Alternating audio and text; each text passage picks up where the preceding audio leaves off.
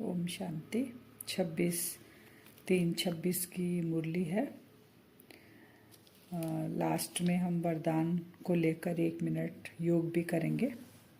तो बाबा कहते हैं, संग दोष से बचकर पढ़ाई पर पूरा पूरा ध्यान दो तो कोई भी तूफान आ नहीं सकते।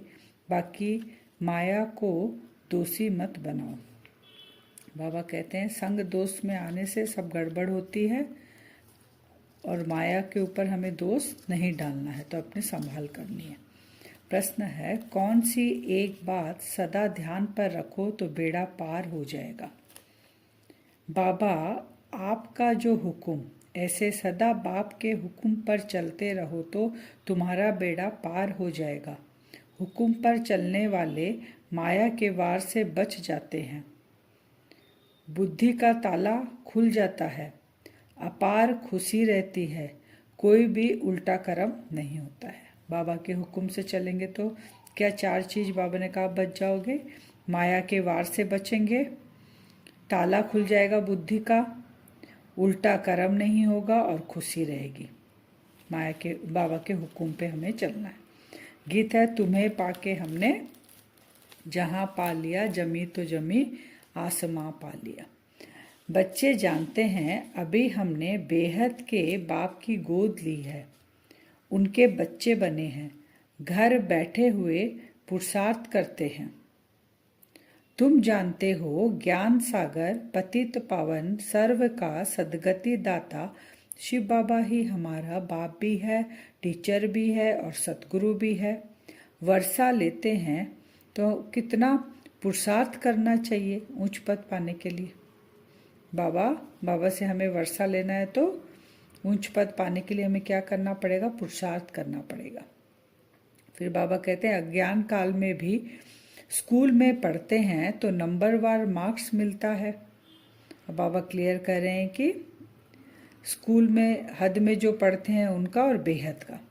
तो ज्ञान काल में स्कूल में पढ़ते हैं तो नंबरवार मार्क्स मिलता है पढ़ाई अनुसार। वहाँ ऐसे नहीं कहेंगे कि माया हमको विघ्न डालती है, वह तूफान आते हैं। खुद ही ठीक रीति नहीं पढ़ते, संग दोष में आते, खेल कूद में रहते तो उस पढ़ाई में बहुत सब्जेक्ट होती है, वहाँ मनुष्य पढ़ाते हैं। वहाँ माया पे दोष नहीं दे सकते पढ़ने वाले, वो वहाँ खुद ही नहीं पढ़ते हैं, इसीलिए उनका मार्क्स कम आता है। फिर बाबा ज्ञान काल का बता रहे हैं, यह नहीं समझते हैं कि संग दोष के कारण यह हाल हुआ और हमारे में विकार जबरदस्त है।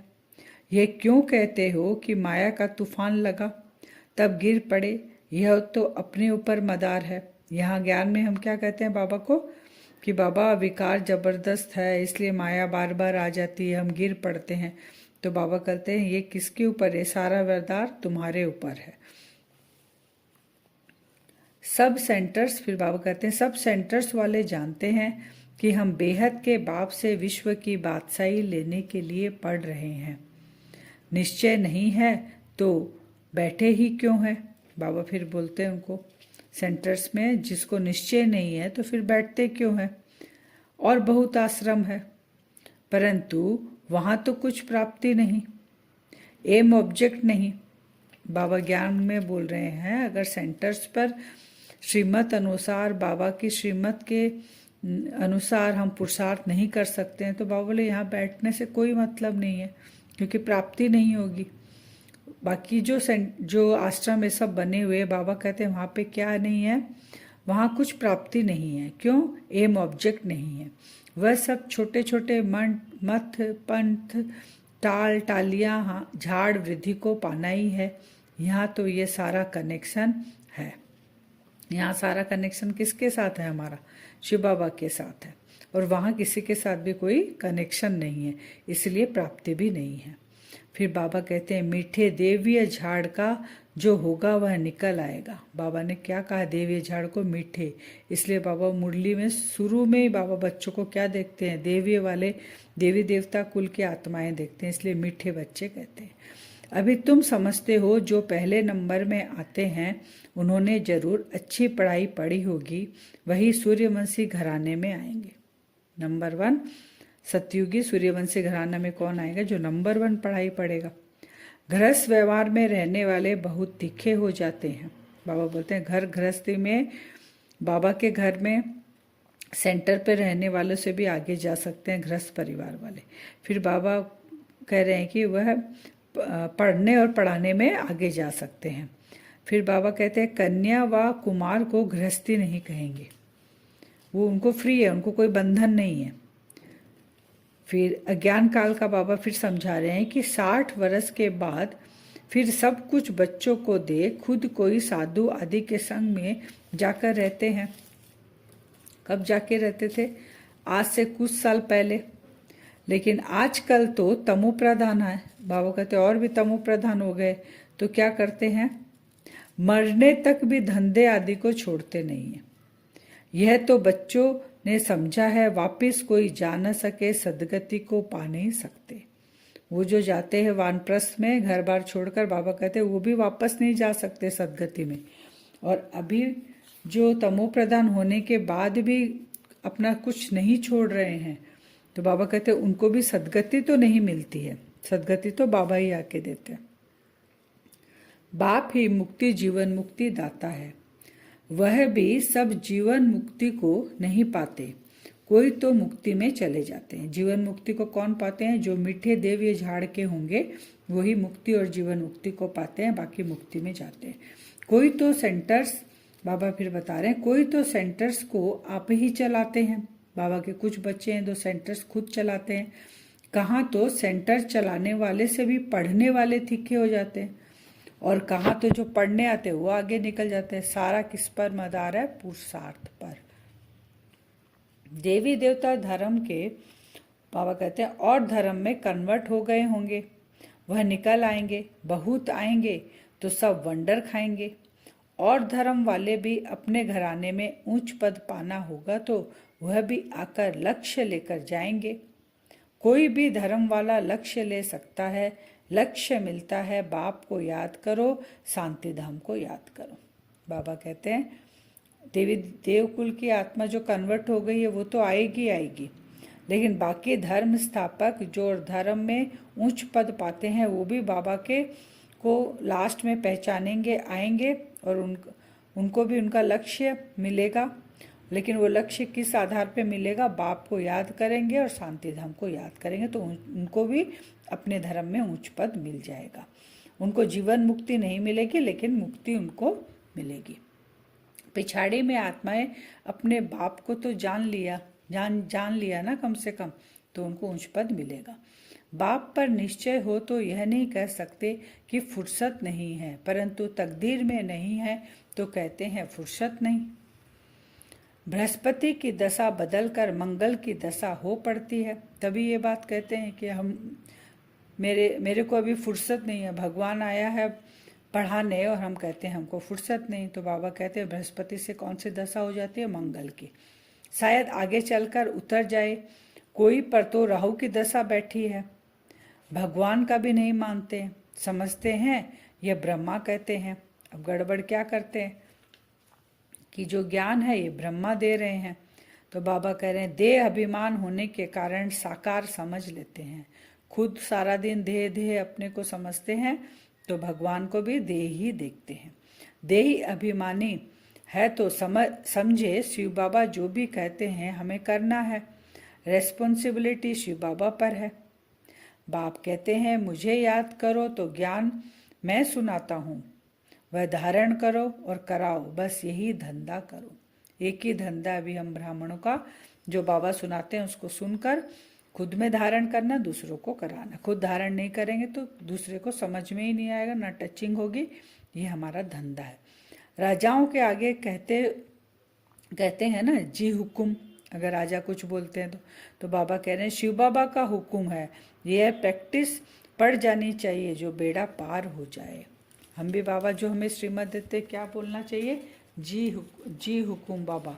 बाबा को ऐसा बोलेंगे तो बाबा बोलते बेड़ा पार हो जाएगा। फिर बाबा कहते हैं सेंटर्स है ना, यह श्री बाबा कह रहे हैं इनका तो सर्टेन है ना। क्या सर्टेन है? कि लक्ष्मी नारायण कौन बनेगा, ये सर्टेन है। तो बाबा करें श्री लक्ष्मी नारायण बनते हैं तो फॉलो मदर फादर, और धर्म वाले मदर फादर को फॉलो नहीं करते हैं। तो हमें भी क्या करना है, मदर फादर को फॉलो करना है। बाबा कहते हैं और धर्म में तो मदर होती ही नहीं है, तो वह तो फादर को ही मानते हैं। यहाँ तो दोनों है, गॉड तो क्रिएटर है, मदर का फिर गुप्त राज चल रहा है। फिर बाबा कहते हैं टीचर कोई भी टीचर अगर बाबा जैसे साक्षात्कार कराते कहते हैं ना, तो वैसे ही बाबा फिर जो ज्ञान में नहीं है उनके लिए भी बाबा बता रहे हैं, जो हमारे हद के टीचर होते हैं। टीचर कोई सजा देगा तो स्कूल के बीच में देगा, बाप भी 5-6 बच्चों के आके थप्पड़ मारेगा। अब यहाँ बाबा साक्षात्कार कराए सजा देंगे, बिगर प्रूफ सजा थोड़े ही मिल सकती है। तो यहाँ पे भी सजा कैसे, प्रूफ से बाबा हमको दिखाएंगे कि तुमने ये गफलत की तब सजा मिल रही है। जैसे वहाँ लौकिक माँ बाप बच्चों को थप्पड़ मारते हैं और टीचर सजा देता है। बाप कहते हैं 1-2 से सेवा मत लो। हमें क्या करना है, 1-2 से जो हम सेवा लेते हैं ना, वो सेवा हमें नहीं लेनी है किसी से भी। सेवा लेना भी बाबा ने क्या कहा, सेवा लेना जो हम लेते हैं किसी से, वो सेवा लेना यह भी है देह अहंकार। कई सर्विस कर अपने जीवन हीरे जैसा बनाते हैं और कई है जो तकदीर को लकीर लगा देते हैं। तो ये कौन लगाता, अपने तकदीर पर लकीर, और अपने ही तकदीर को हीरे जैसा हम स्वयं लगाते हैं। आज का वरदान है संकल्प के इशारों से सारी कारोबार चलाने वाले सदा लाइट के ताजधारी भव। जो बच्चे सदा लाइट रहते हैं उनका संकल्प व समय कभी व्यर्थ नहीं जाता। वही संकल्प उठता है जो होने वाला है। जैसे बोलने से बात को स्पष्ट करते हैं, वैसे ही संकल्प से सारी कारोबार चलती है। तो हमें क्या करना है, साकार में भी सूक्ष्म वतनवासी बनकर अपने कारोबार चलानी है। स्लोगन है, इस दुख धाम से किनारा कर लो तो कभी दुख की लहर आ नहीं सकती। किनारा करेंगे तो कभी लहर नहीं आएगी। फिर अव्यक्त इशारे, निश्चय के फाउंडेशन को मजबूत कर सदा निर्भय और निश्चिंत रहो। जैसे कार में बैटरी जब थोड़ा ढीला होती है, कार अपने आप नहीं चलती तो दूसरों से थोड़ा धक्का लगवाते हैं, ऐसे जिस भी आत्मा में आपका फेथ हो और समझो इनसे हमको मदद मिल सकती है, तो उनसे थोड़ा सा सहयोग लेकर आगे बढ़ जाना चाहिए। कमजोरी की बात को ज़्यादा सोचना, तब खुशी में आगे बढ़ते जाएंगे। सोचना नहीं है कमजोरी की बात को। बाबा बता रहे हैं जैसे पुरुषार्थ में अगर कहीं पे हम रुक रहे हैं या ढीला ढाला हो रहा है, तो हमसे अच्छे जो पुरुषार्थी हैं उनसे हम थोड़ा सहयोग लेकर और अपने पुरुषार्थ को हम आगे बढ़ा सकते हैं। अब हम वरदान के ऊपर 1 या 2 मिनट योग करेंगे। आज के वरदान पे अपने आप को देखें, मस्तिष्क पे बैठी बिंदु स्वरूप आत्मा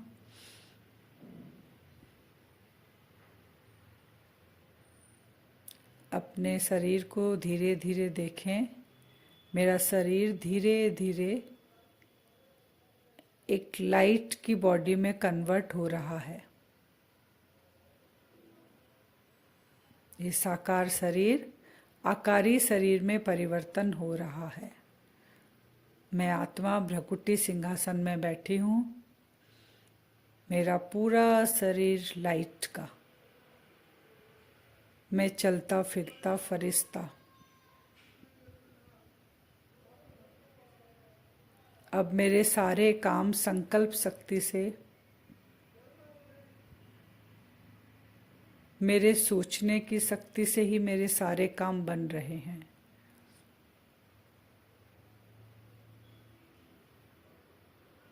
मुझ फरिश्ते के अंदर इतनी साइलेंस की पावर है, जो भी कार्य मैं करना चाहता हूँ, जैसे ही मैं थॉट लाता हूँ वो कार्य हो जाता है।